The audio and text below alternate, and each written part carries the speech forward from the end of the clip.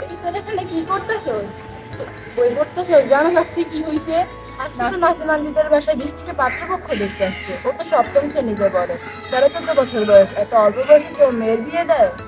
আলো তুই কি জানিস ছেলে মেয়ের কত বছর বয়সের নিচে বিয়ে হলে বাল্যবিবাহ হবে? হ্যাঁ জানি তো, মেয়েদের 18 বছর বয়সের নিচে। আর ছেলেদের 21 বছর বয়সের নিচে বিয়ে দিলে বাল্যবিবাহ হয়। শুনলি, তুই কি জানিস বাল্যবিবাহ হলে কি কি হতে পারে? হ্যাঁ জানি তো, সংসারে অশান্তি হয়, টাকা পয়সার অভাব হয়, শারীরিক ও মানসিক অনেক সমস্যা হয়। বিশেষ করে গর্ভবতী হলে বিভিন্ন জটিল রোগে ভুগতে হয় আর মৃত্যুও হতে পারে। তাহলে তো বাল্যবিবাহ হলে ছেলে মেয়ে উভয়ের জন্য ক্ষতিকর, বাল্যবিবাহ হলে তো জীবন শেষ। এলাকায় কোনো বাল্যবিবাহ হলে বাধা দিতে হয়, কিন্তু কিভাবে বাধা দিব? আমি জানি বাল্যবিবাহ একটি দণ্ডনীয় অপরাধ।